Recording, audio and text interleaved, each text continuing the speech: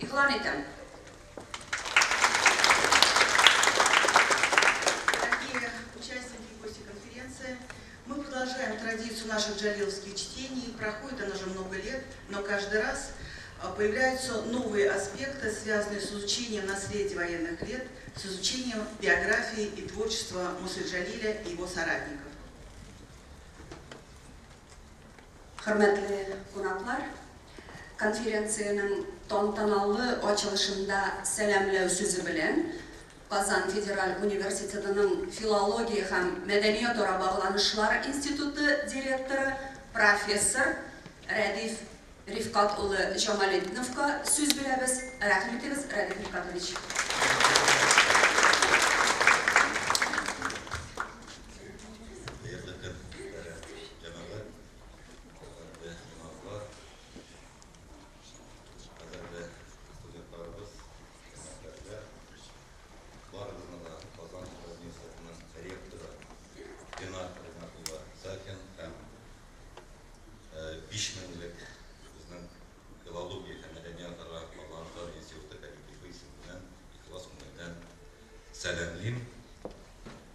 Добрый день, дорогие наши участники конференции, уважаемые коллеги, студенты, от имени ректора Казанского федерального университета Ленара Игнатовича Сафина и коллектива Института филологии и культурной коммуникации. Искренне всех вас приветствую и желаю успешной работы нашей конференции. Глубоко символично, что проведение конференции джалиловских чтений проходят именно здесь, у нас в Казанском федеральном университете. Это стало уже доброй традицией. Символично, потому что все начиналось здесь, в нашем университете, в 60-е, еще в 60-е годы. Символично, потому что, во-первых, основной вклад в изучение пропаганду творческого наследия Мусы Джалиля внесли питомцы и преподаватели нашего университета. Это такие известные личности, я думаю, всех вы знаете. Я все-таки хотел бы озвучить эти имена. Это Гази Кашаб, Мухаммад Гайнуллин, Нил Юзиев, Рафаэль Мустафер, Роберт Мухамедов, Абрар Калимуллин, Талгат Галиуллин, Всеволод Воздвиженский и многие другие. И в настоящее время в университете идет интенсивная работа по изучению богатого наследия великого поэта. Во-вторых, отдельной страницей жизни и деятельности поэта Мусы Джалиля связаны с Восточным педагогическим институтом, который впоследствии вошел в состав Казанского университета. В 1923-1925 годах Муса Джалиль учился на рабфаке Восточного педагогического института. Он неоднократно также выступал и в аудиториях Казанского университета в качестве признанного литератора и общественного деятеля. Позже конференция расширилась и по содержанию, и по географии, охватив не только творчество Мусы Джалиля, но и изучение жизни и деятельности джалильцев. В том, что конференция сегодня стала вот такой масштабной, конечно, большую роль сыграли сотрудники и руководители музеев и Академии наук нашей республики. Поэтому я хочу выразить огромные слова признательности наряду с моими коллегами, которые активно участвовали в организации проведения данного мероприятия, руководству и сотрудникам Национального музея Академии наук и их структурному подразделению. Выражаю слова благодарности и признательности. Сегодняшнее мероприятие посвящается 110-летию со дня рождения поэта, воина Рахима Сардара и 40-летию основания музея-квартиры Мусы Джалиля. Современное поколение, конечно, должно гордиться такими личностями, как Муса Джалиль, Рахим Сардар, ибо их судьба стала отражением сложных и порой трагических лет мировой истории. Жизнь этих людей стала символом веры, героизма.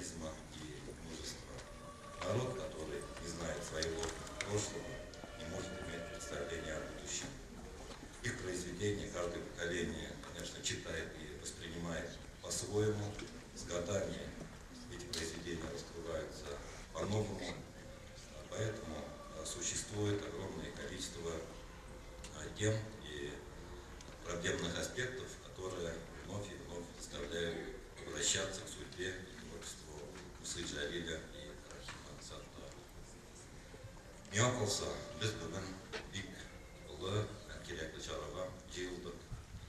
Муса Джалиль һәм Рахим Саттар ижадлары, оларның тұрмыш жолдары барлық ішінде өрнек болып тұрады.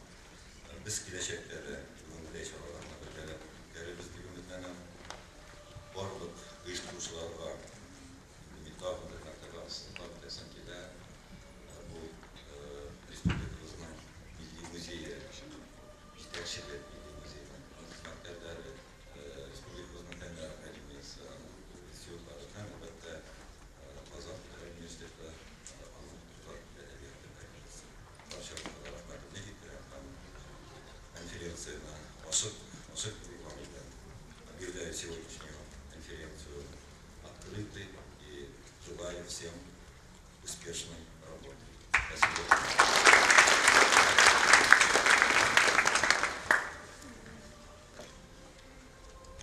Слово для приветствия предоставляется генеральному директору Национального музея Республики Татарстан Алисе Львовне Вяткиной.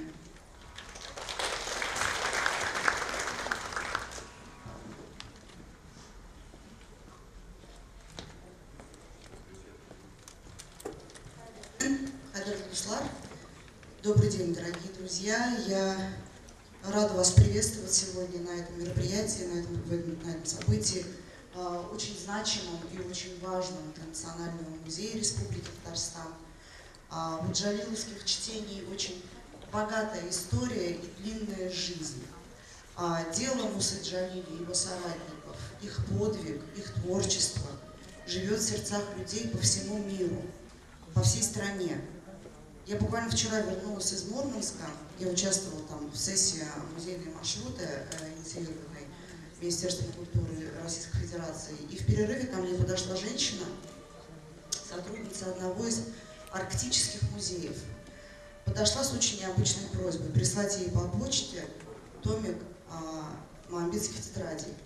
Я удивилась, и она рассказала, что ее дедушка выходит из Татарстана, и для их семьи, он ветеран Великой Отечественной войны, для их семьи имя Джалиля было просто священно. Муса Джалиль был для него олицетворением мужества, олицетворением служения своему делу, служению истины.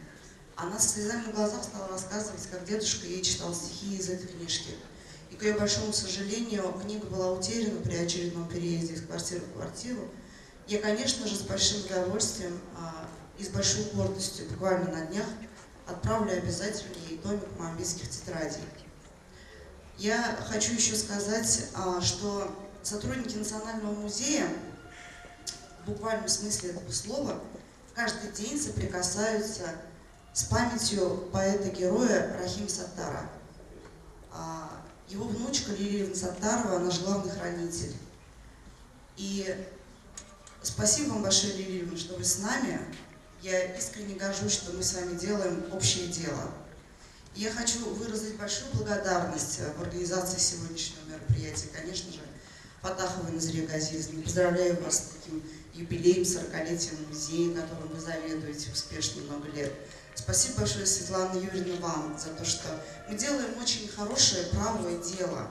Мы сохраняем историю и память об подвиге лучших сынов нашего Отечества. В наши дни это очень важно. Мы не только сохраняем, мы рассказываем ее. И отрадно видеть сегодня в зале столько молодых людей. Я желаю вам плодотворной работы на сегодняшней конференции. Спасибо большое, что вы сегодня пришли. Спасибо большое за внимание. Алиса Львовнаға зор рахмәтләребезне җиткерәбез. Сәламлар сүзе өчен сүзне Татарстан Республикасы Мәгариф һәм фән министрлыгының милли мәгариф бүлеге башлыгы Гыйззатуллина Әнҗе Хәбир кызына тапшырабыз. Рәхмәт итегез.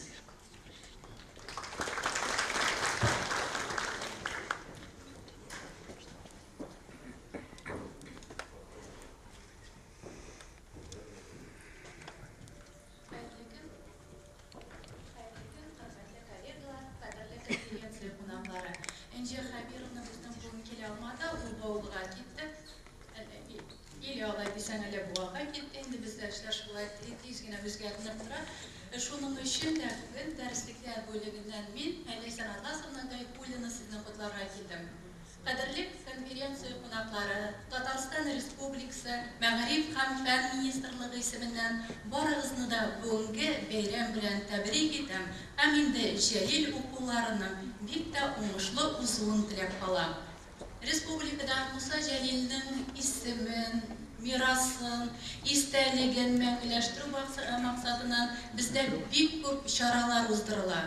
Иң мөһиме аларның яңара баруы, формалары үзгәрә, иштәлеге көннән-көн тирәнәя ди, һәм дә инде географияның киңәя баруы.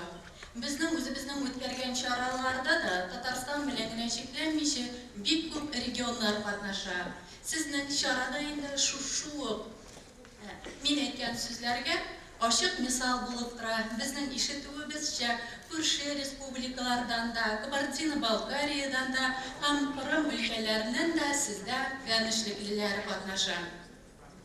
Кадерле конференциядә катнашучыларыбыз, biz sizga kelajakda zo'r umidlar bog'laymiz ham kelajakka bizni ko'p bir saluvchi bo'lursiz deb ishonib qolamiz. Sizga ham sizning o'quvchilaringizga kelajak bo'yicha zo'r o'ngishlar tilaymiz.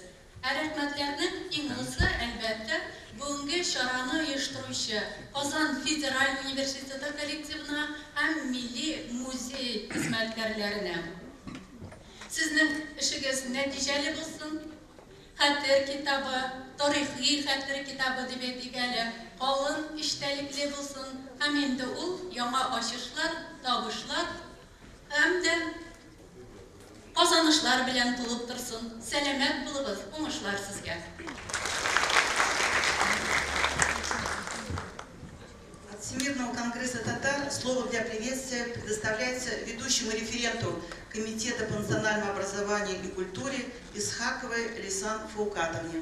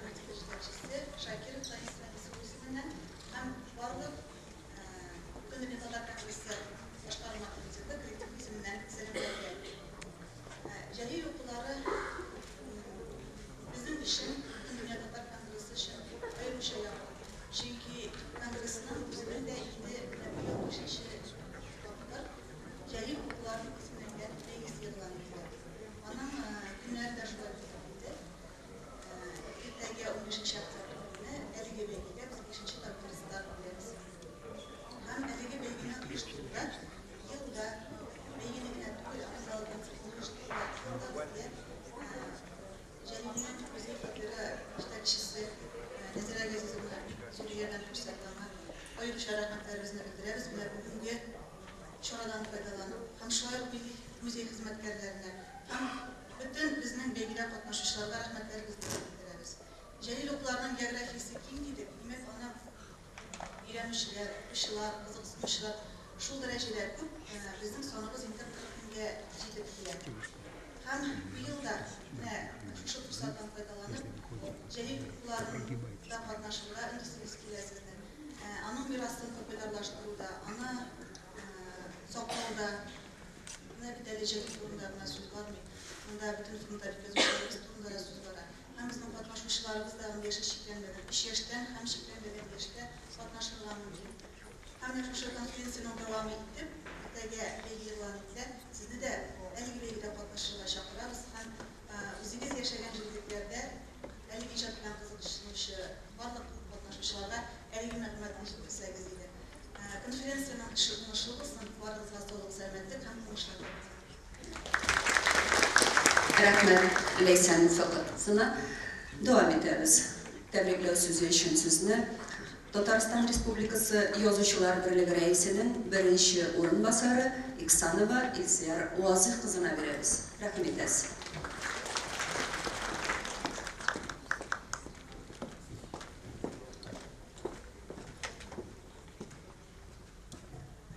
Hayırlı gün, muhterem cemaat.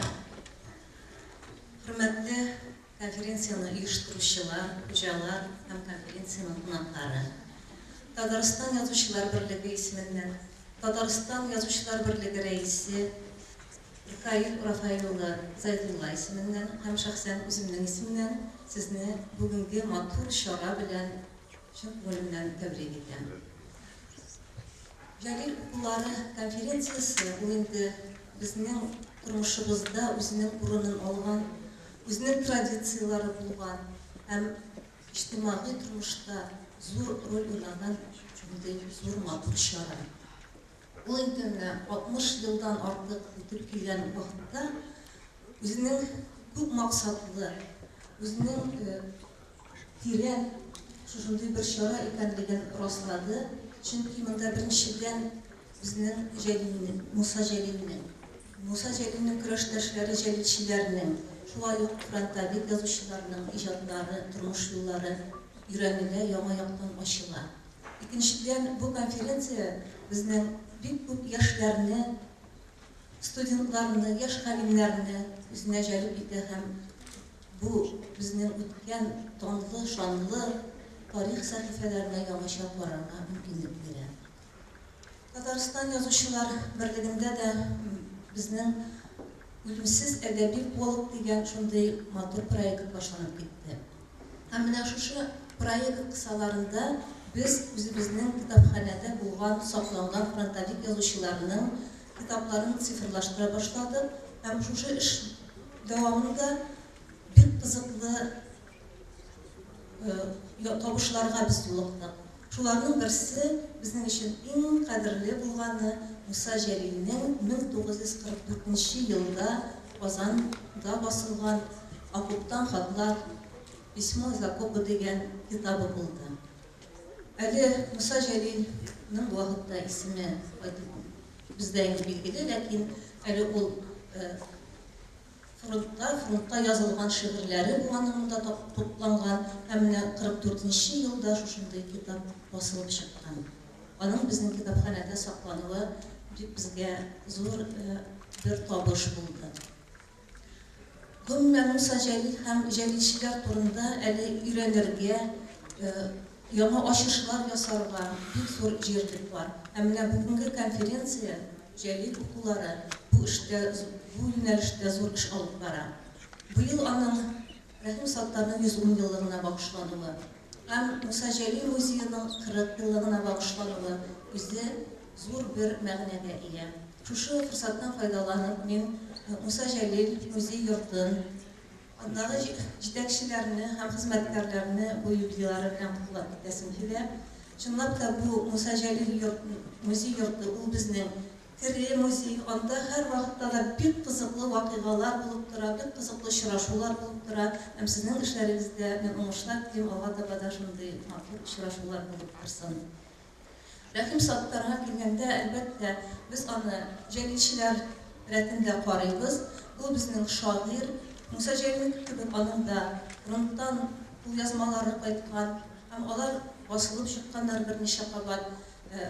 Әлбәттә, ул 43 елда инде Муса Җәлиләрдән 2 генә ай алда аерылып киткән һәм бүгенге көндә без җәлилчеләрне 11 җәлилче дип уйласак та, без аларны 12 җәлилче Рәхим Саттарның да алар рәтендә карыйбыз.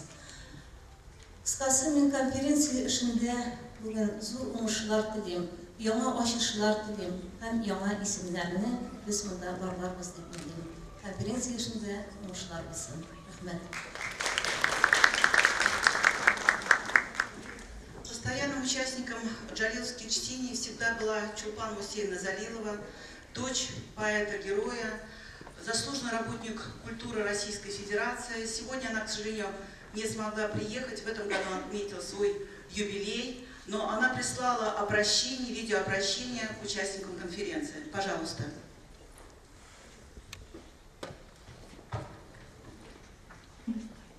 Хочу поприветствовать высокое собрание участников джалиловских чтений, приуроченных в этом году к 110-летию поэта-воина Рахима Саттара и 40-летию музея-квартиры Мусы Җәлили.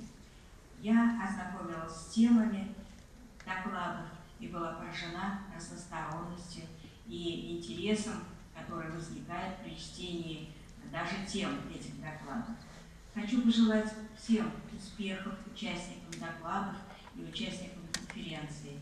И особенно хочу сказать добрые слова в адрес нашему родственному музею квартиры Мусаджалиля, который отмечает свое 40-летие, его научным сотрудникам, его руководителям, которые так много делают в течение многих лет по популяризации имени моего отца. Всего вам доброго, успехов всем участникам конференции.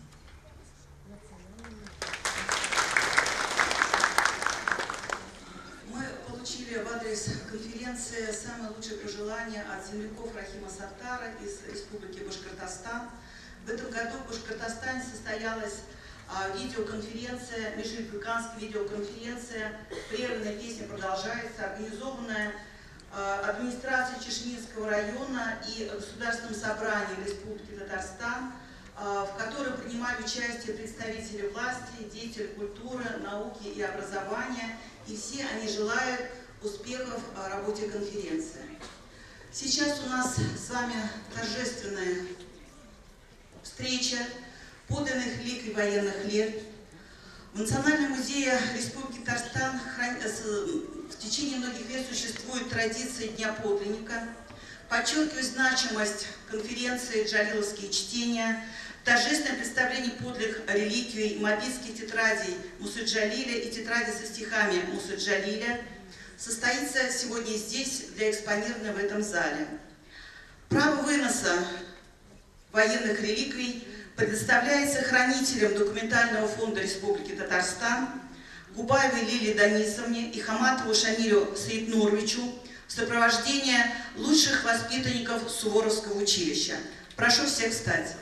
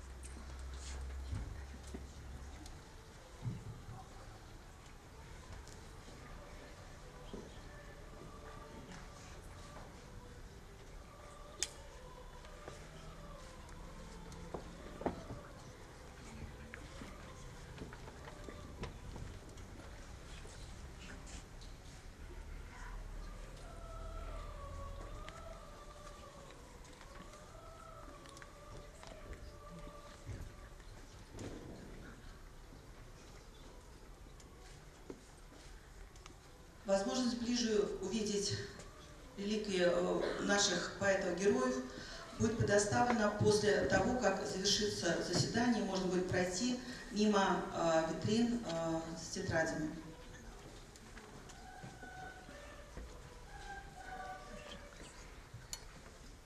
Прошу садиться. Спасибо.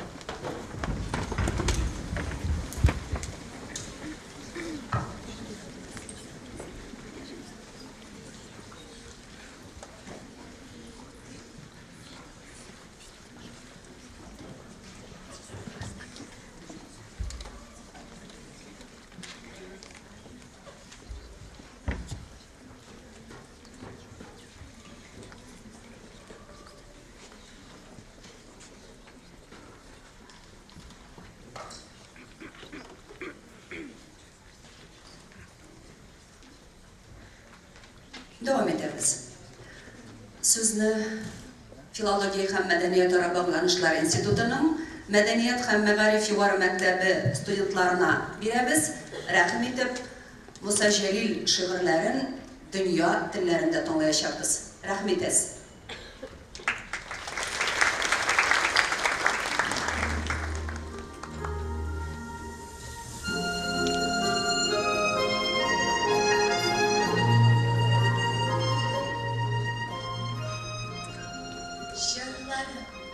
Siz çıkıp yüreğimde il kırında yaşayamaz. Küp mü bulsa sizde kış hem yolkun, şu kadar жирде волковость. Вам я поверю свое вдохновение, жаркие чувства и слез чистоту. Если умрете, умрете в забвении. Будете жить, с вами жизнь обрету. Ман юрымра шулымланса шунать, тіреслік печерек кушнивна. Юрымпала туса епатрыны, юрымпала. Албаянмас мені оңайсый ләззәт. Алдырғатпас қайқы тұрмыз асқыны, жырларында шындық жылы мәхәббәт. Сұлғына дейін өмірімнің мазмұны. Энгіде клятвым шукта шум кілімше. Лайш тірят пыта, илыш кешем. Урым әрі поликлалем әлімлан. Әнде әлімлан уым илышым.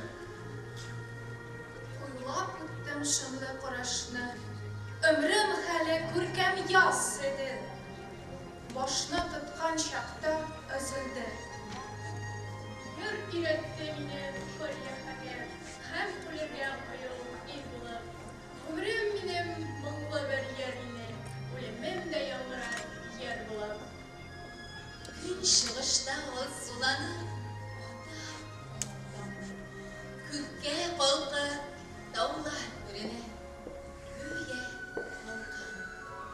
Олыға қарим, онда елда дыман-құман, Ирақ туған илде яшыл, оазис онан. Сверстники мои в огне сражений, где же я? В неволе я, в плену. Родина, в тревожных сновидениях вижу лишь тебя, тебя. Ләкин хиндел, хәлқым, барлық күсім, хинемесін, туғанда, хинемесін.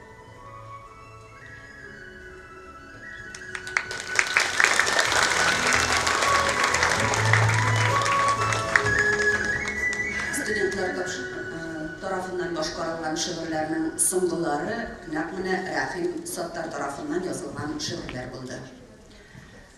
Hürmetli konferansiyada katnaşuşular, tantanalı açılış şuşurunda tamam.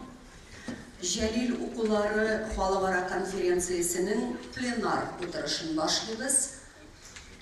Jalilni İranı fəni ötkəni hem bugüngisi degan temaga fənni çıkış bilen Yusupova Nurfiya Mars kızın çaqırabız. Kazan Federal Üniversiteti'nin Filologiya hem Medeniyet Ora Bağlanışlar İnstitutu Tatar Edebiyatı Kafedrası profesörü. Rahim etiniz Nurfiya Mars'ına.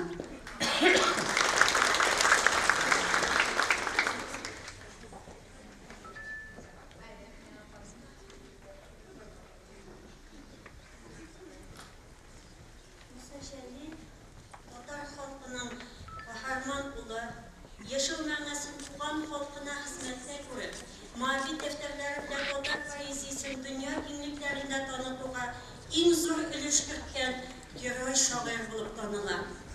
Әлі soğuşqa qədər özünün istəliklərində dünyada şunday edib yaşarga gerek.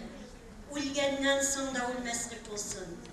Yaşamının bütün məqsədi şunda tügülmün edib yazğan şairinin İcat mirası, hem şahısı şınnan da ölümsüzlük örneği bulup derler. Her yana bu öncelikle üzünşe anlı hem kabul eder.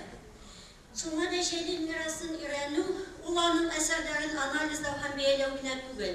Her yana bunlar, şair şahısın, icadını tanıtı, gönüllerine Jalil yok öğlağın ideallarını ayrılmağında, öz halkın menfaatleri bilen yaşam ideyelerin singdiru degan sözler.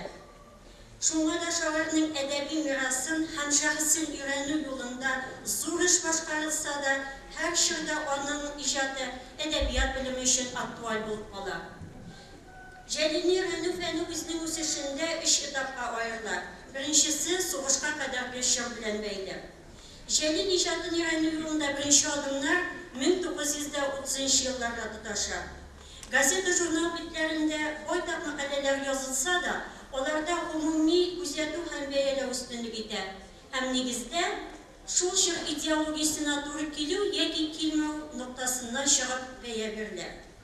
Барысында санап тормастан бу этапта Маһинур Фәйзуллинаның Совет әдәбияты журналында басылган Муса Җәлил иҗаты турында мәкаләсе турында аерым ассызыклап китә мөһим. Үз чор идеологик фикерләреннән азат булмаган хәлдә, әлеге мәкаләдә Муса Җәлилнең кадәрге иҗатына излекле бәя тәкъдим ителә. Хат ташучы, Алтын чәч кебек күләмле әсәрләрнең әдәби багыштагы урынын билгеләү омтылышы ясала. Әдип иҗатын өйрәнүдә икенче этап 1953 елның 25 апрелендә литературная газета битләрендә шигырьләре басылып чыгу уңае белән башланып китә һәм 1980 елларның икенче яртысына кадәр дәвам итә. Озак еллар онытылып торган иҗат халыкка кайта, батырлыгы исбатлана. 1956 елда Советлар Союзы Герой исеме бирелү, 1957 елда Моабит дәфтәрләре өчен Ленин премиясенә лаек булу, ил күләмендә Муса Җәлилнең бу ике иң югары бүләкне бер юлы алган бердәнбер каләм иясе булуы аның күтәрелеп китүенә әлбәттә зур тәэсир ясый. Бу дәвр Җәлилне өйрәнү фәнендә сан ягыннан да, сыйфат ягыннан да иң продуктив чор буларак бәяләнүгә лаек. Ул Җәлил исемен һәм иҗатын халыкка кайтару, әһәмиятен ачу, томлыклар итеп чыгару, әсәрләрен төрле телләргә тәрҗемә итү һәм дөнья күләмендә таныту, Җәлил турындагы фәннең татар әдәбият белемендә аерым тармак булып үсеп китү чоры булып билгеләнә. Бер яктан Җәлилнең тормыш юлын, тоткынлык, батырлык тарихын өйрәнеп көчәя. Бу юлда замандашлары, дуслары, көчләшләре тарафыннан язылган истәлекләр һәм очерклар жанры активлаша. Вакыты белән шагыйрь шәхсен идеаллаштыру, мифлаштыру күзәтелсә дә, мондый китапларның Җәлилнең шәхсенә игътибарны җәлеп итү, шул чорда аның аша яшь буында ватанны ярату тойгысын тәрбияләү ягыннан әһәмияте зур була. Әлеге юнәлештә башкарылган эшләр Җәлилнең әдәби образын тудыруга юл ача. 1950-80 елларда Риза Ишмурат, Нәкый Сәнбәт, Сәгыйть Агиш, Әнвәр Давыдов, Шәйх Иманнур, Әхәт Гафар, Сибгат Хәким, Илдар Юзиев, Ринат Фарис, Туфан Миңнуллин һәм башка әдипләрнең әсәрләре Җәлилнең әдәби образын мәйданга алып чыга. Икенче яктан Җәлил иҗатын фәнни, теоретик һәм методологик нигездә өйрәнү башланып китә. Бу юлда Гази Кашшап һәм Рафаэль Мустафин эшчәнлеге аерым әһәмияткә ия. Нәкъ менә Гази Кашшап Җәлил фәненә нигез салучы булып билгеләнә. Шагыйрь иҗатын туплауга, өйрәнүгә зур өлеш кертә, персональ томлыкларын әзерләүдә башлап йөри. Аның укучысы Рафаэль Мустафин исә Җәлилнең шәхесен, көрәшен, иҗатын ил һәм дөнья күләм танытуда олы хезмәт куя. Тормышын өйрәнүгә бөтен гомерен багышлап, чын мәгънәсендә Җәлилче галим булып таныла. Моннан да Җәлилне өйрәнү фәнендә Роберт Бикмөхәммәтов, Мөхәммәд Гайнуллин, Нил Юзиев, Әбрар Кәримуллин, Шәмси Хамматов, Вячеслав Освященский, Талгат Галиуллин, Фуат Галимуллин, Суфиян Сафуанов, Әмир Махмудов, Хәнәфи Бадыйков һәм башка галимнәрнең эзләнүләрендә җитди табышларга, яңа башлангычларга юл ача. Билгеле, бу эзләнүләр совет чоры идеаллары яктылыгында алып барылса да, нәкъ шушы чорда Җәлил иҗатын, шәхесен өйрәнүнең излекле системасы формалаша. Бу юлда таяныч, этәрлек китү ноктасы булып, беренчедән аның турындагы хезмәтләренең библиографик күрсәткече тора. Аерым алганда Әбрар Кәримуллин 1961 елда Муса Җәлил библиография хезмәтен бастырып чыгара. 1976 елда Казан университетының фәнни китапханәсе хезмәткәрләренең тырышлыгы белән Муса Җәлил библиографик күрсәткеч хезмәте басыла. Аның дәвамы булып 1987 елда ике телдә Муса Җәлил әдәбият күрсәткече дөнья күрә. Моннан да Җәлил иҗатына багышланган фәнни диссертацияләрнең нәкъ менә 1960-80 еллар аралыгында язылуы да игътибарга лаек. 1955 елдан башлап 1982 елга кадәр Роберт Бекмөхәммәтов, Нил Юзиев, Гази Кашшаф, Вячеслав Возвышенский, Исхак Забиров, Рафаэль Мустафин, Йолдыз Исәнбәт, Әмир Махмудов, Сәлимә Арсланова, Канафи Бадыков тарафыннан Муса Җәлил иҗаты буенча 11 диссертация яклана. Бу исә Җәлил иҗатын системалы өйрәнүнең фәнни методологиясын эшләү мөмкинлеген бирә. Икенчедән, Җәлил иҗатын өйрәнүне системалы алып бару юлында шагыйрь иҗатына багышланган фәнни конференцияләрнең оештырыла башлауы һәм җайга салынуы да зур әһәмияткә ия була. Бу урында 1960 елларда башлангыча Казан университеты белән бәйле булган Җәлил укуларының гамәлгә куелуын аерым билгеләп үтү мөһим. Беренче укулар биредә безнең уку йортында башланып китә һәм бүгендә Татарстан Республикасы Милли музее, Муса Җәлил музее белән берлектә излекле төстә дәвам итә. Моннан тыш, шагыйрьнең юбилейларына багышланган конференцияләр үстәлә. Шагыйрь иҗатын, шәхесен өйрәнүнең киң җәелүе үз чиратында Җәлилне өйрәнүнең билгеле бер үзәк тирәсенә тупланырга тиешлеген көн тәртибенә куя. Шуның нәтиҗәсендә 1983 елда Казанда Муса Җәлилнең музее оештырыла һәм үз тирәсенә җәлилче галимнәрне, әдипләрне, тәнкыйтьчеләрне туплап чын мәгънәсендә Җәлилне өйрәнү үзәге булып оешып җитә һәм әдипне өйрәнү фәненә саллы өлеш кертә. Муса Җәлилнең туган төбәгендә Мустафа авылындагы музейда, Минзәләдәге музейда шушы юнәлештә излекле, дәвамлы эш алып бара. Җәлил иҗатын өйрәнүдә 1990 еллардан алып бүгенге көнгә кадәрге аралык 3нче этапны тәшкил итә. Ул бик үзенчәлекле төстә Фәүзия Бәйрәмова Гариф Солтан белән очрашуына һәм аның Идел Урал регионына, Җәлилчеләрнең язмышына бәйле бәхәсле мәкаләсе белән башланып китә. Дөнья күләмендә татарны батыр итеп таныткан шагыйрьнең батырлыгын шик астына алу татар җәмәгатьчелеген уятып җибәрә.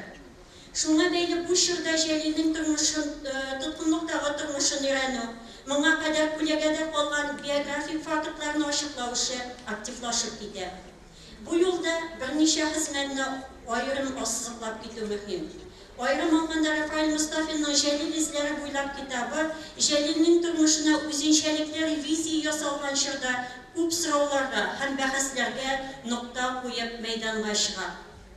Гәрчә махсус Муса Җәлил иҗатына һәм җәлилчеләргә багышланмаса да, Искәндәр Рәҗәевнең Идел Урал регионына бәйле Германия архивларында сакланган материалларга нигезләнгән хезмәтләрдә күп сорауларга җавап табу мөмкинлеген бирә. Тарихчы галим Габделхан Әхтәмҗанның Җәлил эшчәнлеген фашизмга каршы каршылык хәрәкәте кысаларында өйрәнүе дә Җәлил тормышын өйрәнүдә җитди адым булып бәяләнүгә лаек.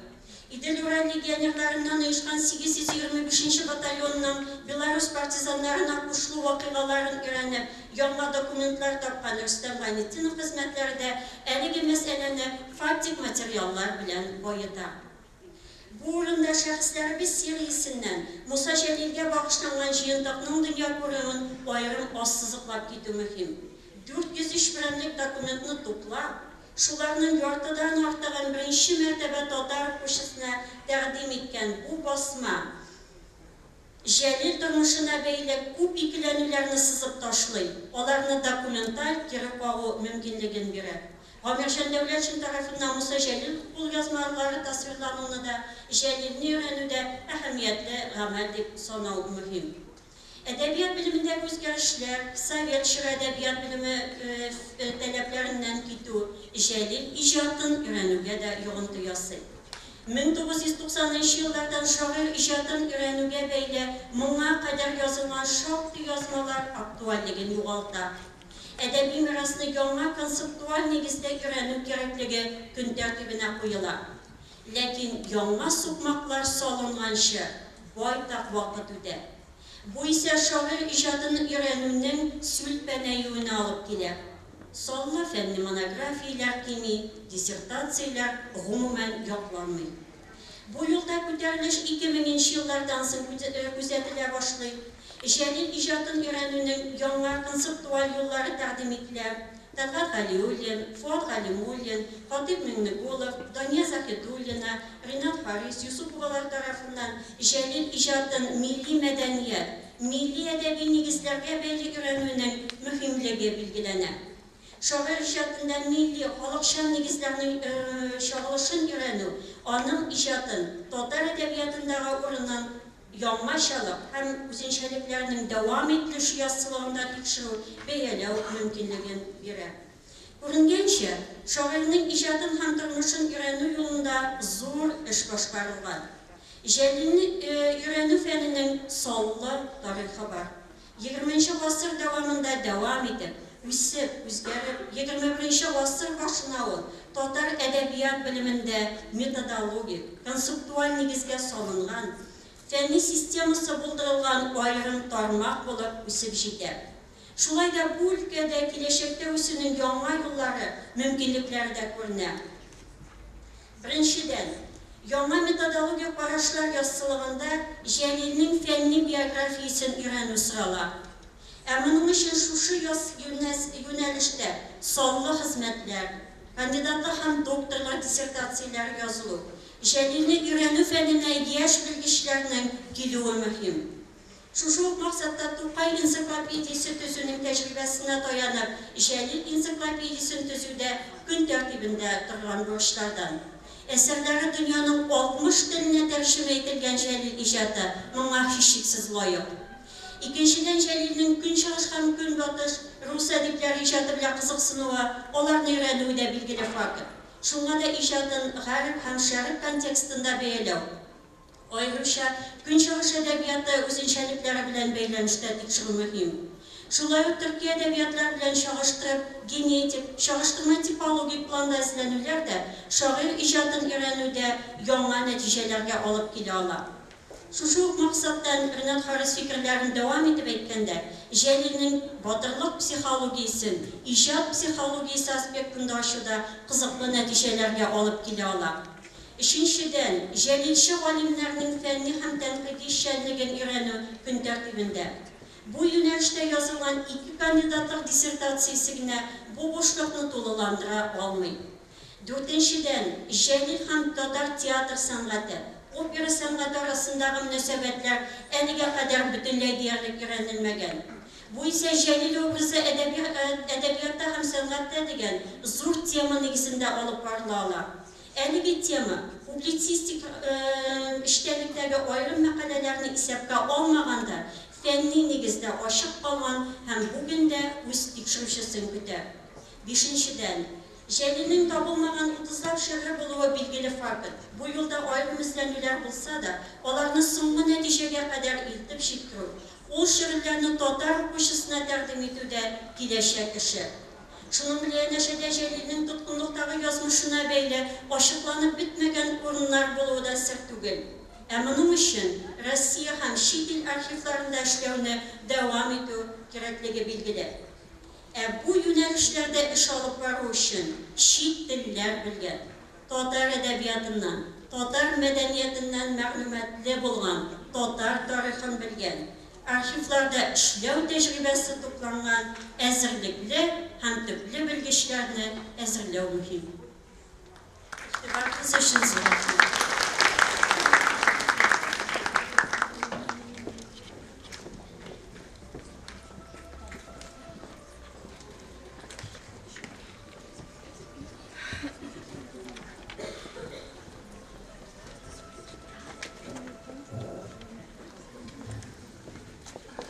Rahmat Nurfiya Marsumova. Bizning konferensiyani davom etishak. G'o'lajev Iskandar Oyazuli rahmetingiz. U Tatariston Respublikasi Fanlar Akademiyasining Tatar ensiklopediyasi ham Tubatni Ilani instituti direktori, tarix fanlari doktori chiqishi Jalil Kirmoshtovning yozmishi turida yangi dokumentlar deb ataladi. Rahmat siz Iskandar Oyazovich.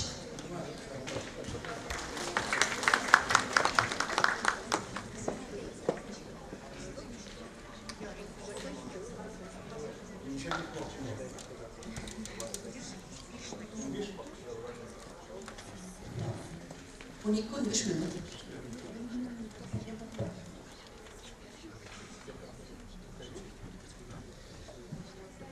Sana söylüyorum. Rusça söyleme, Tatarca söyleme ama. Пожалуйста, английский татарча. Среди нас присутствуют русские товарищи, Игорь Гарифахон, здесь кача. Шулзяктан Кустан Кутой, Ясу Алиев и другие товарищи Беткин. Да, демек, benim шығышым нендедір зор салуда фәнни доклад түгіл, ол біраз нендерек ғамалирек формада болар.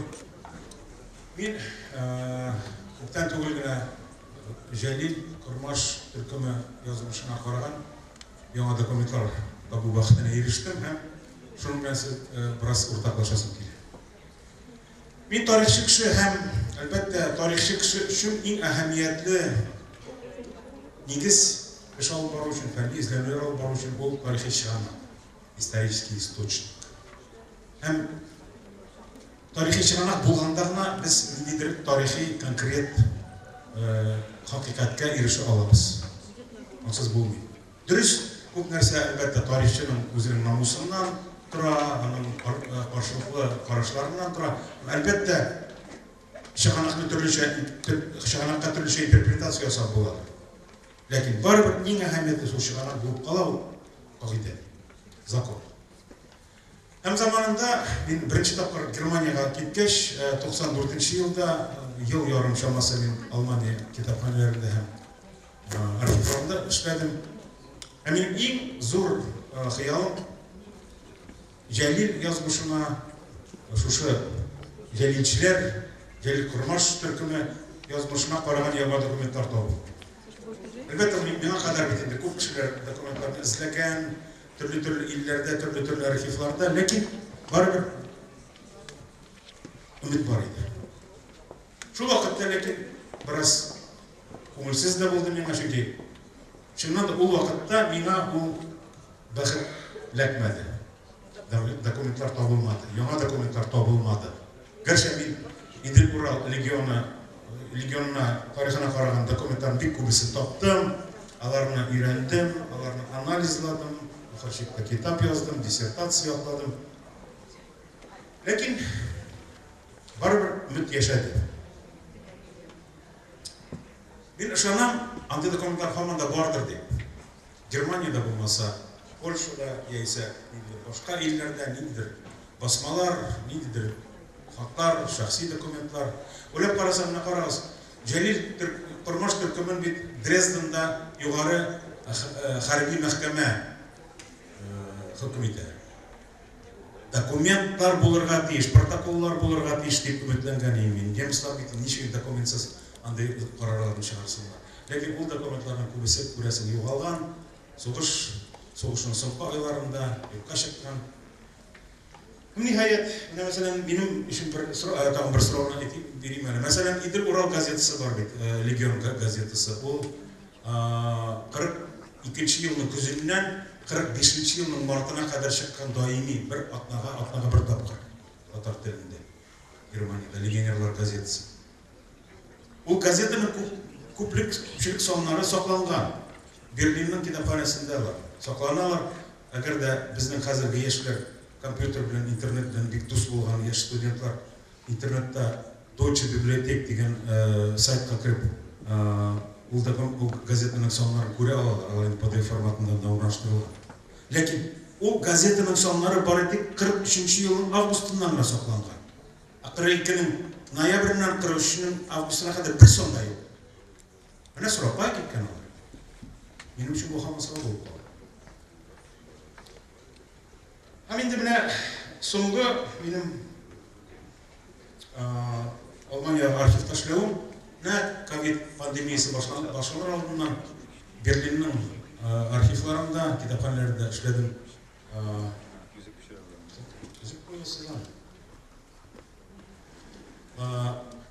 Февраль-март 2020 ел Берлинның төрле архивларында һәм китапханәләрендә эшләгән вакытта ниһаять мин үземнең элекке хыялымны тормышка ашырдым, ул ниһаять документлар табылды дип әйтә алам. Һәм менә нинди документлар турында сүз бара. Монда конкрет документлар җәлилчеләрнең берсе Әхмәт Симаев турында. Менә ул тарихын мин сезгә хәзер сөйләп бирәм, нәрсә булган, ул ничек булган, ул ничек килеп чыккан. Ләкин башта Әхмәт Симаев турында беренче сүз, әлбәттә ул исем сезгә таныштыр. Әхмәт Симаев җәлилчеләрнең бик активларының берсе. Ул 1915 елда Пенза губернасында туган. 1928 елдан башлап Мәскәүдә яшәгән, метрополитен төзүшендә катнашкан, аннан соң инде журналистика белән шөгыльләнә. Ул Мәскәүдәге татар мәдәни үзәгендә һәм шунда күрәсем ул Муса Җәлил белән дә танышкан. 36 елда ул Воскресенскийга күчкән, 40 елда Кызыл армиядә хезмәт итә башлаган һәм Кызыл армиядә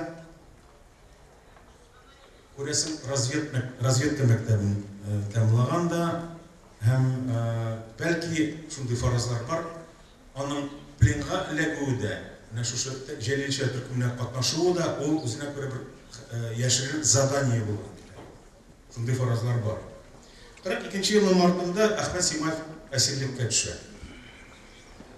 Һәм менә мәсәлән, аның мин әйткән шу фаразны раслау өчен бер документ бар.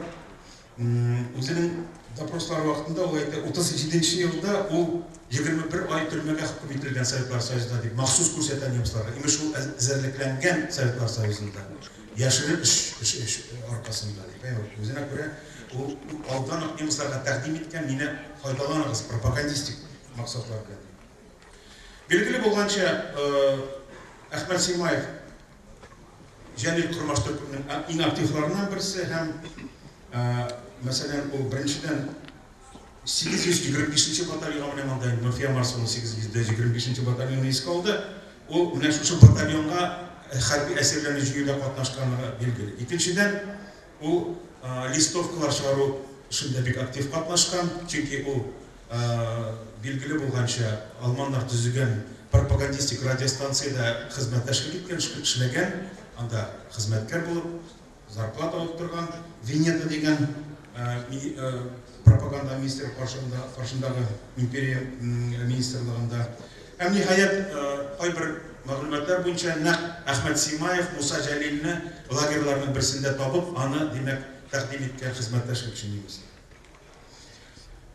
43 елның августында Әхмәт Симаев башка иптәшләре белән кулга алынган һәм 7-12 февральдәге империя мәхкәмәсе утырышлар вакытында димәк хөкем ителгән. Хәзер инде менә шушы империя суды мәхкәмәсе февральдә узганнан соң менә килеп чыга бу документлар. Беренче документ бик сәер документ алайымы.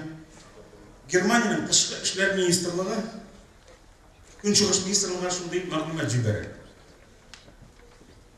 Һәм имеш бу документ 44 елның 20 маена бар. Һәм имеш шу документта әйтелә, Әхмәт Симаев 44-нең мартында, ягъни февраль мәхкәмәсеннән соң бер ай узгач, Бөек Иерусалим муфтие Амин әл-Хусейни Хусейнигә мөрәҗәгать итә. Амин әл-Хусейни бик каршылыклы фигура, ул алманнар белән, Германия белән хезмәттәшлек иткән югары мөселман рухани Фәлестиннән. Һәм ул димәк аннан ярдәм сорый, безне менә тоткарыгыз, үлем җәзасыннан безне азат итсеннәр дип әйтә. Әзме күпме һәм монда ул хатның ул мөрәҗәгатьнең тексты юк, ләкин бирдә бу документта шулай әйтелә. Имеш Симаев бик атаклы татар язучысы һәм шагыйре. Һәм аны җитмәсә татар дип атамыйлар, Төркстанлы дип атыйлар. Шуннан соң инде бу документтан соң, бу документта шундый сорау бирелә. Тышкы эшләр министрлыгы сорый. Чыннан да Әхмәт Симаев шундый шәхесме? Чыннан да аларны ничек тә булса үлем җәзасыннан коткарып булыр микән дип, һәм менә шушы мәхкәмәнең карарын бераз үзгәртеп булмас микән дип. Димәк, аларга инде яралкау сорый.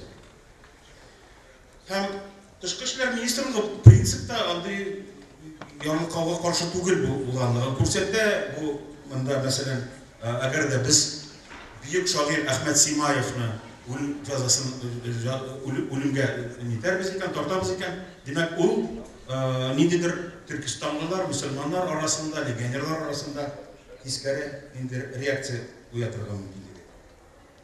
Şundan ikinci dokument, demek indi şu min getirgen halka dokumentka cevap Künçüğüş Ministerliği'ne. Hem big üzünçelikli cevap. Bir de eğitile imiş Ahmet Simayev elbette neydi şair değil, o jurnalist, o Türkistanlı değil, o Tatar.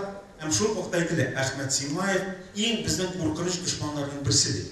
Hem şu Türkümün en aktif patoşlarının birisidir. Hem alarını bir nişikte alarını ölüm cezasından tutkarga yaramıydı eğitile. Çünkü alar şundan da bir zor ziyan getirgenler. Çünkü alar Germaniya karşı bir aktif işçilik alıp barganlar. Ne kuresiz manda indi üzerine göre türlü instansiyalar arasında şu bir bahs var. Dışkı İşler Ministerliği faraz yası, takdim yası belki alarını tutkarıp olurdur deyip. Lakin Künçüğüş Ministerliği olunda bu tematikle bir yakışılan olaydıran. Eğer de biz alarını hazır yarmıqasak, alarını hazır ölüm cezasından tutkarsak, olunda Künçüğüş Ministerliği, Künçüğüş legionerler için şu hatlı bir iskari bir ne olacak deyip. Örnek olacak deyip. Hem ne şu dokumentlar anasına o dokumentler tabi üçüncüsü, dördüncüsü yanmadan şu nerse turunda var olaydı o bir sen Künçüğüş Ministerliği'ne var ikinciden Wehrmacht'ın yukarı iştekçiliğine var. Menamanda şu söyleyelim gerek. Bu son dokument 44 yılına var. Menamanda nokta koyla. Alfred Rosenberg şu Künçüğüş Ministerliği'nin yetekçisi aydı. Anda da o aydı. Onun fikri getirile. Balarını tutkarga yarandı. Bitti. 4 iyul 44 yıl. Hem manda bir şunda bir narsa itibar edersek ki nişin mimada 4 iyul diye aytdım. Belgili bolgança 44 yılın 20 iyulunda Gitler'e karşı покушение uyuşturuldu. Hem kay vakitte bizden edebiyatta da jurnalistler da şulay edip koyuyorlar imiş bu Tatarlarına ölüm cezasına barit etme şu 20 iyul hallerinden sonra vakıgalarından sonra tortkanlar. Yok. Cemaat 4 iyulda internette koyulgan diye belirtilген. İyul devamında o dokumentlar karalgan da hem alar bütünüsü de demek indi hal etilgen alanı yazmış. Demek mene bu dokumentlar tam bir parçasına rastlıyorlar. Tatar kurashchilar, Jalil Qurmash turkumida qatnashuvchilar chindan da Alman yog'ina g'ajoyib zo'r darajada ziyon keltirganlar. Bu o'zine göre alarning botirligini ko'rsatadigan tag'in bir dalil deb ayta olaman. Bu dokumentlar men alarning kopyalarini olib qaytdim. Albatta men alarni bitilib bizning Jalil muzeyine topshirar edim.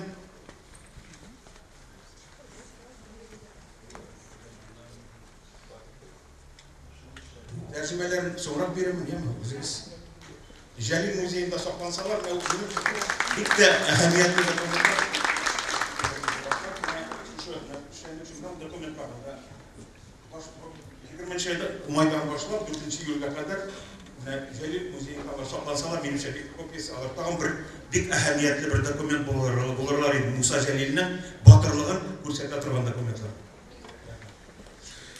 Ana şunun bilen özümün çıkışımda tamamlar edim canlarına. Karşı meselesinden 15 bin bol çıktı. Elbette bu şeyler bu arada hayallerim çok, planlarım zor, ümitlerim var.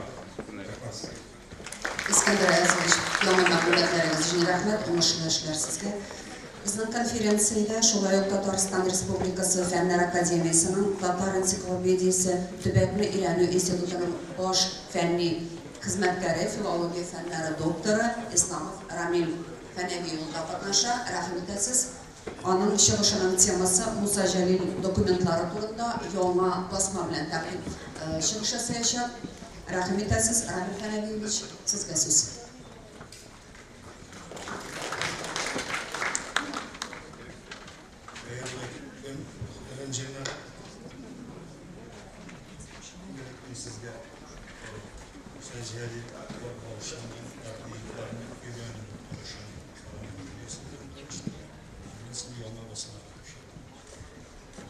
Советского Союза героя, Ленин премия лауреата, şagir Musa Celil turunda dokumentlarını öğrenmeyi bilgilerini ularni oşiqlov, borlov, to'plov ham kim g'avar o'sha yuqorini tahlil eta boshladi.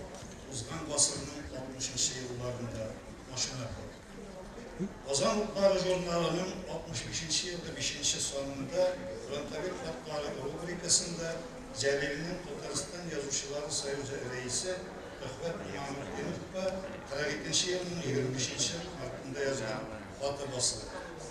Shu yilda Sotsialistik Tatariston gazetasi 22-dekabr sonida Jalilga bog'liq bo'lgan 14 dokumentning tatar tilida tarjimalari bilan o'zining o'qishini tanishtirdi. Jalolov degan kishi SSR Fanlar Akademiyasining Qozon filiali Ibrohim ismidagi til adabiyot ham tarix instituti arxivida Jalilning biografiyasini qaragan 10 dokumentni tatar tilini tarjima etib, Sovet adabiyoti jurnalining 67-yilda 4-sonida o'qishtirdi.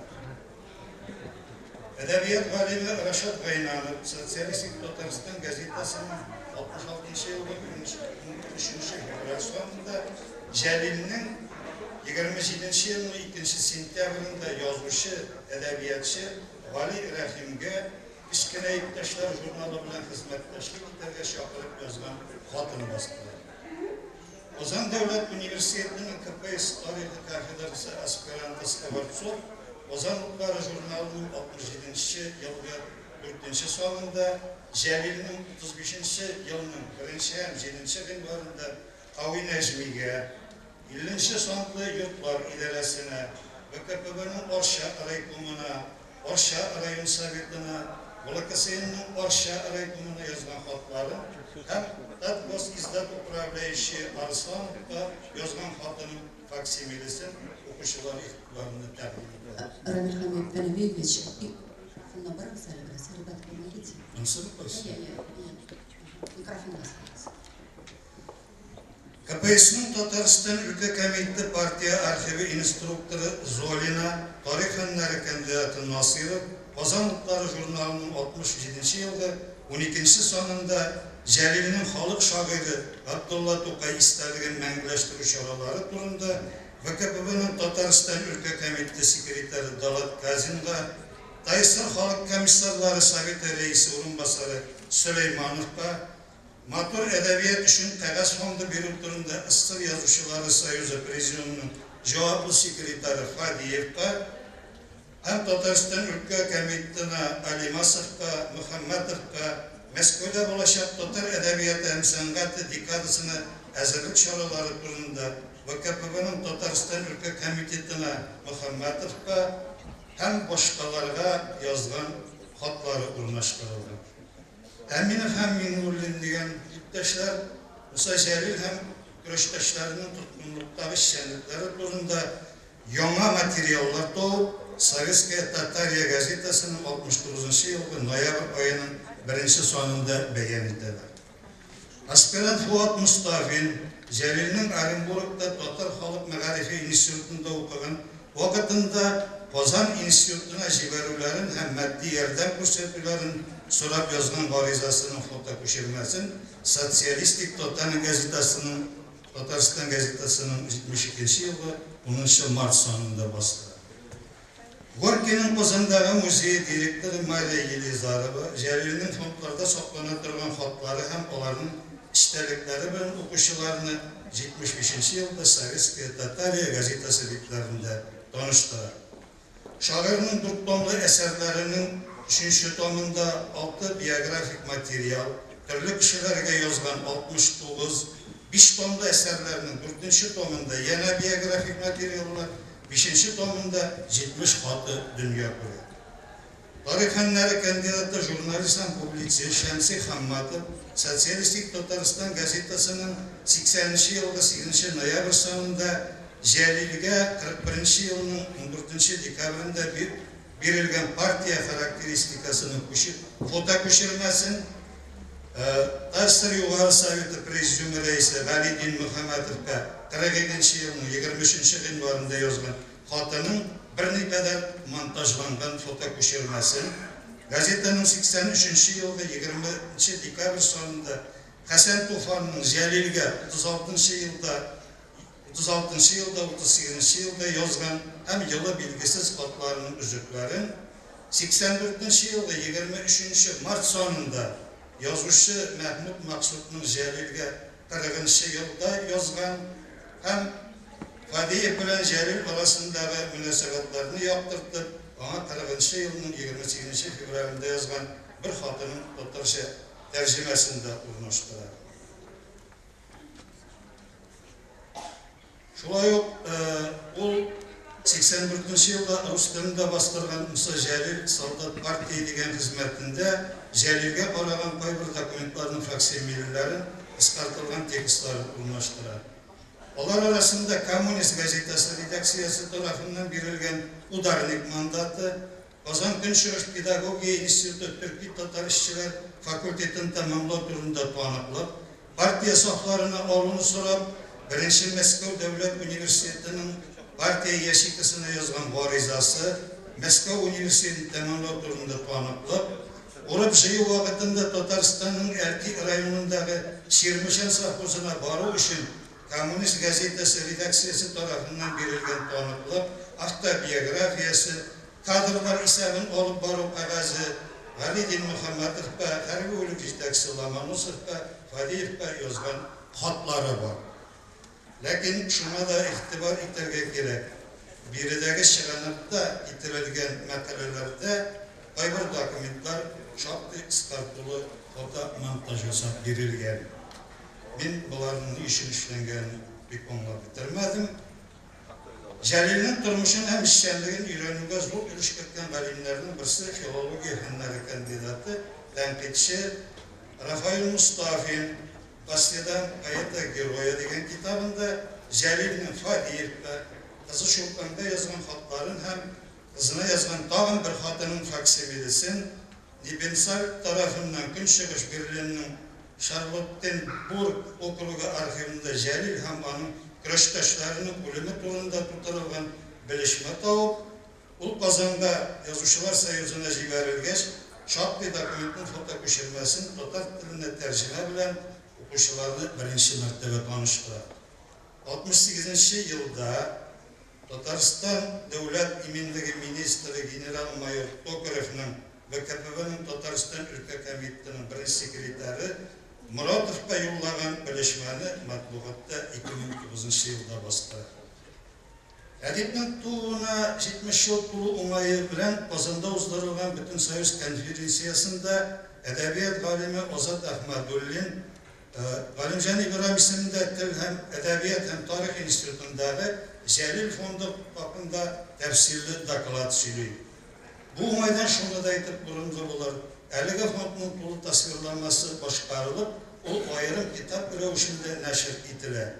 Şoluk şırda Taysır Devlet Müzeyi'nin ülken fenli hizmetkari Indüse Minhajeva şairinin müzeyde bulgan materyallarını bastırıp çıkar. Jalil bilen yazışı Emirhan Yenekli'nin dostluğu onların üzere yazışkan hatlarında aşık şahışta var. Aşık şahışta var. Onlar matbuat bitlerinde 86. yılda dünya kurdu. Jalil'in iki tuğan enisi pedagogi fenleri kandidatı ot kazangan okutuşu Tahir Kurbanov Kızıl Çeşekler isimli kitabında 30. yılda Jalil'ge yazgan bir hatın urnaştıra. Edebiyat galimi Rafis Ahmetov uzgan basırının 70. yıllarında Ufa'da ilmi seferi vakitinde artistka Zeytune İlbayeva yanında bulup onun rüksatı bilen Jalil'in ona yazgan kayvır hatlarını kuşerip alıp kayta. Hem onlar 94. yılda matbuatta ilan edildi. Jalil'in öğrenimi kayvır meselelerini aşıklığı hazırgi vakitte de devam ettiriler. Mesela şairinin kızı Şulpan Jalilova etisine nispet etilgen Uyuklar degen şiirinin anıkı bulmağı hakkında matbuatta yazıp çıktı. Kazan'da yaşayışı Elfiye Şamova Frantavi yazışalarının hatların hem bulaklı dokumentlarını toplap neşir etken iki kitabının birincisinde şairinin türlü kişilerge yazgan 16, ikincisinde 18 hem Gazi Kaşar'ın Jalil hakkında Volkhov Frontu Siyasi İdarası Komisarına yazgan hatın urnaştılar. Жәлилнең Казандагы квартира музее җитәкчесе Нәзира Фаттахова һәм хезмәткәр Лейсан Харасова безнең Мираж журналының 15-нче елгы 5-нче санында шагыйрьнең Татарстан Республикасы Милли музей фондында саклана торган һәм әлегә бер кайда да басылмаган 6 хатын шул ук журналның 16-нчы елгы 6-нчы санында Җәлилнең хатыны Әминәгә һәм кызы Чулпанда Әхмәт Еркәйнең 40-нчы елның 4-нче гыйнварында 41-нче елда Җәлилгә Мирсәй Әмирнең 67-нче елда Әминә Җәлиловага язган хатларының фотокүчермәләрен киң котлау укучысына җиткерде.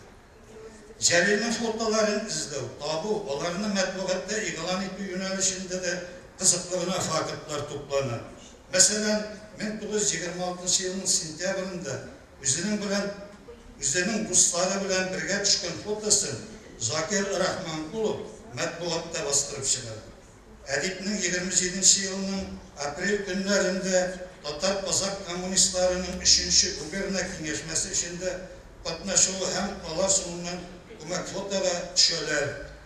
Шагыйрьнең 32 елда Башкортстан Айсының Шишмә районы Кара Якуб авылында ял иткәндә төшкән күмәк фото табыла. Шул ук елның җәй ахырларында Надеждин шәһәрендәге металлургия заводында командировкадагы вакытында Мартин Мишиярында төшкән рәсеме дә сакланып калганлыгы ачыклана. Аның Казанга килгәч Балташ өязендә партия секретаре Фатих Исхаков белән төшкән фото рәсеме дә мәгълүм була. 39 елның июлендә Казанның 13-нче мәктәбенең чыгарылыш кичәсендә Җәлил һәм башка язучылар белән алдырылган фотосурәтне Хәсәновның аңа багышлап язган мәкаләсе белән бергә күрергә мөмкин. Җәлил Хөсәйния мәдрәсәсендә укыганда сабакташы Кадир Мустаев белән 17-нче елда төшкән фотоның төп нөсхәсе нинди булганлыгы да мәгълүм булды. Бу юнәлештә эшне дәвам иттереп, безнең тарафтан Җәлилнең документлар җыентыгы туплап төзелде. Менә ул китап аны Нурфия Марсовна телгә алса да, моннан 30 ел элек аңа беренче хәрефләрен таныткан остазы тарафыннан башкарылган эшләп тотынып җибәрде. Бу 832 биттән тора. Аның композицион корылышы шундый. Бөек Ватан сугышына кадәрге документлар, биредә рәсми хатлар, шәхси хатлар, телеграммалар, финанс документлары керә. Икенче бүлек әсирлек чоры документлары, 3-нче империя мәхкәмәсе карары, Җәлилнең үлеме турында мәгълүмат. 3-нче аклау һәм хәзерге чор документлары, 4-нче бүлек Муса Җәлилнең шәхси тормышына бәйле документлар. Муса Җәлилнең тормышы һәм эшчәнлеге хроникасы, Муса Җәлилнең тулыландырылган яңа библиографиясы кертелде.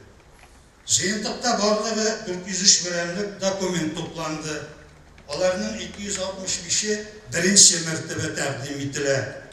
Электә дөнья күргән 41-е төп нөсхәләр буенча алынып, басмаларда урын алган хаталар, җитешсезлекләр төзәтелеп бирелде.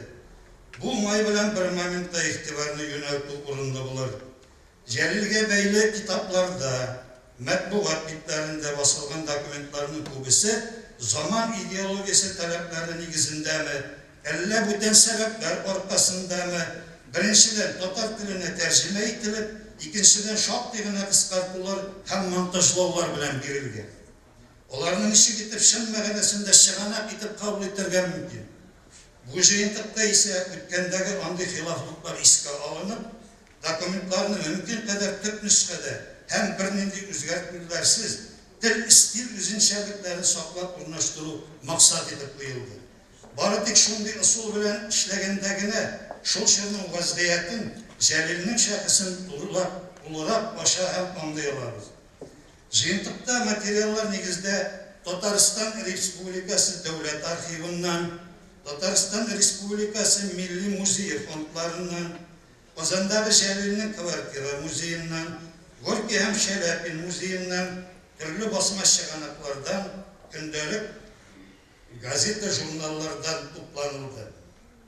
Tataristan Fenler Akademiyası Halimcan İbrahim ismindeki Dil, Edebiyat hem Sanat İnstitüsü'nün yazma müzikal miras müzesi gerçi onda mahsus Celil Fondu'nda bir neçe yüz, 400'den artık dokument toplangan bulsa da tüzüşüge bilgili olmayan sebepler neticesinde 28 katının köşürmesini bir bilenine çiplendiler. Onların da bişisi turudan turu Musa Celil'e parandı. Şolay etip gelecekte Ali bu jıyıntıkның yamadan yama kullandırılgan basması da kurur dep ümit etemiz. Çıraşımını tamamlap bir meselege ihtibarını yöneltesin ile ilegirekte hazırki vakitte da Celil hem Celilçilerinin batırlıkların şik astına alıp makaleler dünya kurgeli. Şunsı oyanışlı, onların avtorlarının kubisi Tatarlar. Biri de İskender yazmış tefsirli itip indi, onların ulemi, hüküm kararları, hem başkalar turundaki şihanatlarının buluğu turunda söyledi. Hem mındı vakhanaliyeğe, indi şik buyarga vakıttır deyip uylayım. Çünkü bizden en yukarı bayraklarımızın birisi Musa Celil hem Celilçiler. Biz onlarını her vakit көтерirge deyiş, gururlanırga deyiş, hem onlar bilen maqtanırga deyiş. Eğer de Celilçiler şişinler olgan bulsa, siz bugün şişineden işi bulgan göz aldığında getirir miydiniz mi? Şuna göre eylegiz cemaat, biz özümüzün şahıslar bilen gururlanır. Rahmet eyleyin.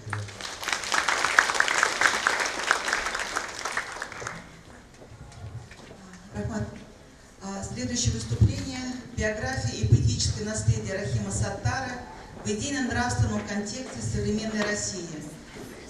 Выступает Саттарова Лилия Ильевна, заместитель генерального директора по учету и хранению музейных предметов, главный хранитель Национального музея Республики Татарстан.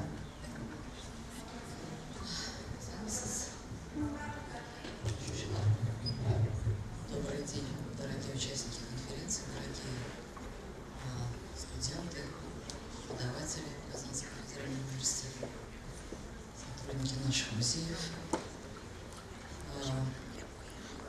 В своем выступлении я решила порассуждать о связи тех ценностей, которые пропагандировали своей жизнью и подвигом наши деды, которых мы видели, о которых мы знаем и память о которых мы храним. Об этой связи этих ценностей с нашими днями, с тем, как мы с вами видим их частично в выступлениях предыдущих ораторов. Эти моменты уже были затронуты. Я надеюсь, что малоизученная биография и судьба и творчество моего деда Рахима Саттара тоже покажутся вам интересными. Уйға келген уйлар изгі бүгін, уйлап тұрмын бүгіннің güzelін, кізіп кетем әлі өзлерін. Уйлар бүгін тау шешмесі кібік, ярларынан шыға секіріп, ойлағанны күтмей ярсынып, Тирән йөрәгемне тарсынып, яқты дөнья күреп уйлары, туган илгә кайту юллары. Написанное в 1943 году, без малого 80 лет назад, сегодня оказывается и отзывается не менее пронзительно и поразительно своевременно. Туган Илья кайту юллары, найти дорогу к родной стране, так можно перевести. Поэтическая метафора в современных реалиях звучит призывом для каждого гражданина России и может служить неким идейным компасом в мире, в котором вооруженные конфликты, политические катаклизмы, общественные противоречия, экономические проблемы, природные и техногенные катастрофы чрезвычайно осложняют выбор человеком духовных, гражданских, социальных, всяческих идеалов и ориентиров. Обращение к общенациональному наследию, дорога к родной стране, есть во все времена единственный верный путь поиска незыблемых устоев, основ, прежде всего нравственных, без которых немыслимо человеческое существование. Поэтому юбилейная дата 15 августа 22 года исполнилось 110 лет со дня рождения Рахима Саттара, выдающегося татарского поэта-героя, публициста, общественного деятеля, должна дать импульс глубокому изучению его биографии и творчества, переосмыслению его наследия, именно сегодня приобретающего совершенно особый смысл. В последний предюбилейный год научными сотрудниками Национального музея Республики Татарстан проделана большая поисковая и научная работа по выявлению некоторых фактов биографии и жизни Рахима Саттара, воссозданию его биографии.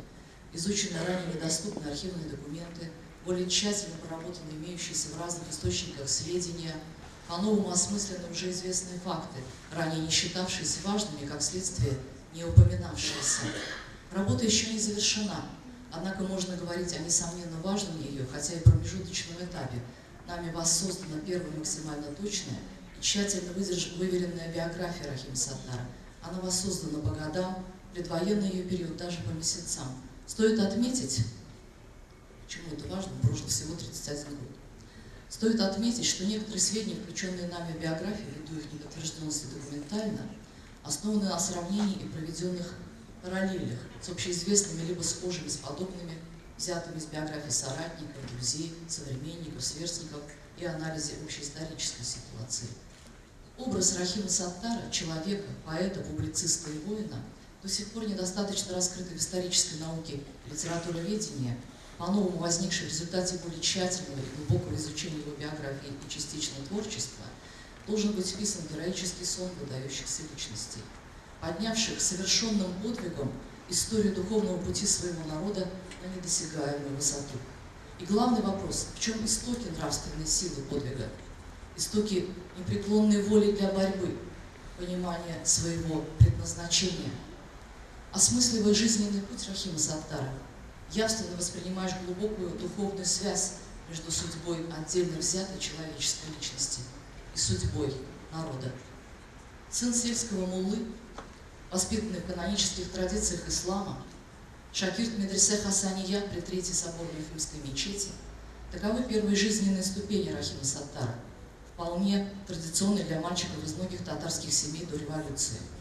После советская школа восьмилетка, работа шахтером и лесником, учеба в командном институте Объединенной татаро-башкирской военной школе, служба в армии, в кавалерийских войсках под командованием комдива Рокоссовского, работа в комсомольской организации, журналистская деятельность, добровольное участие в финской войне, учеба в педагогическом институте, поэтическое творчество.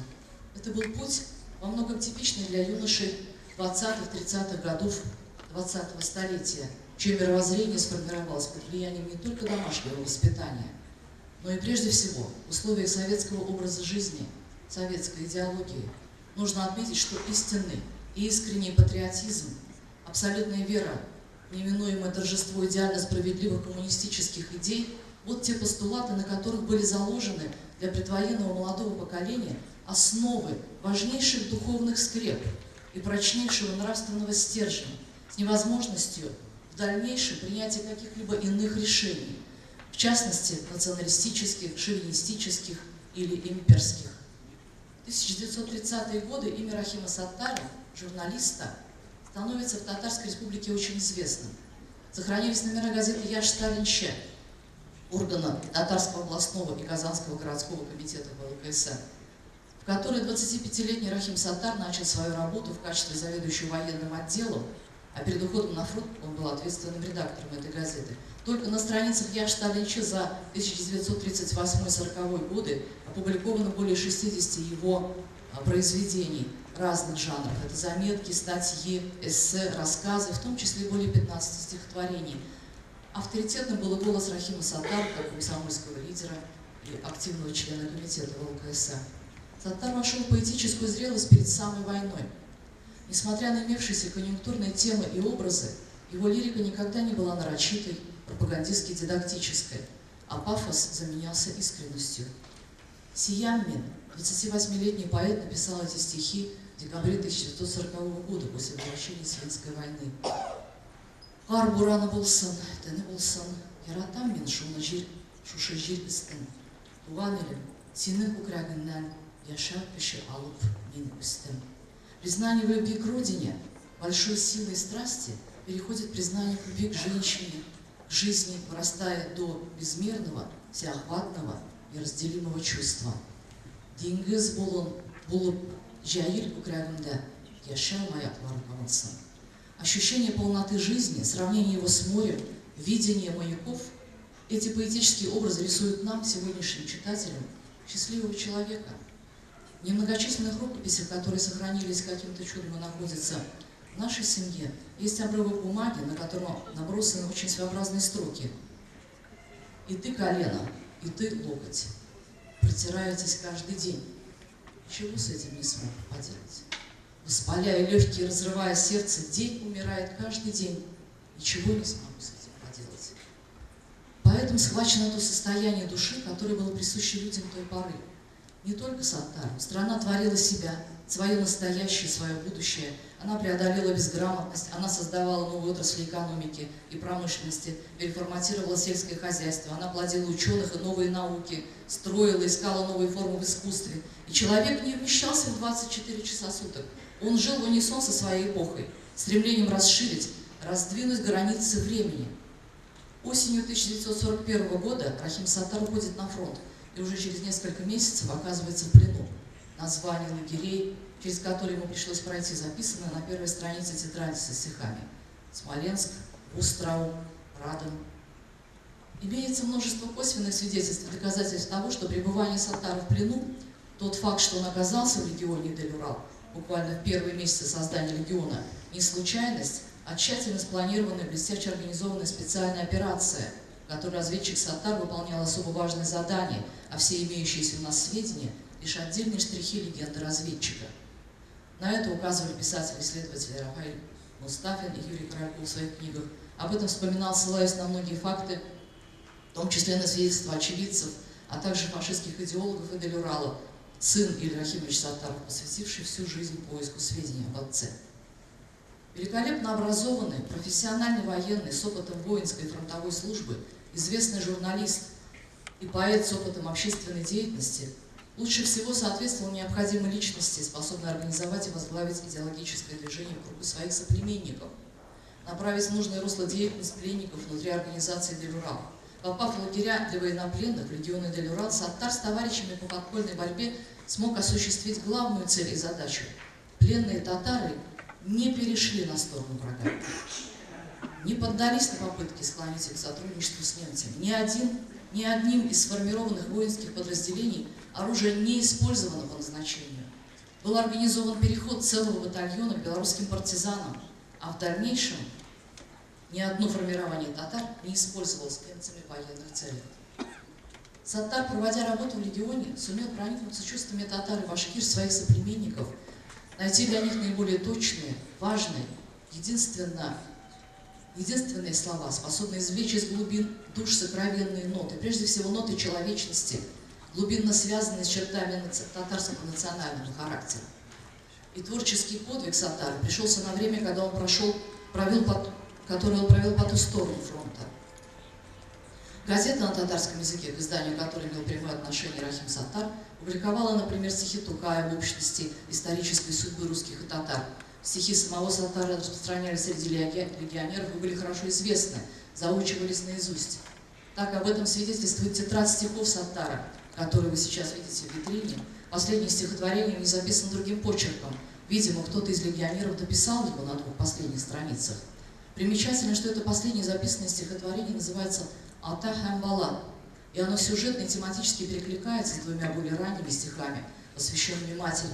Родительский завет — не предать Родину ни при каких обстоятельствах, остаться верным Отечеству — выполняется героем.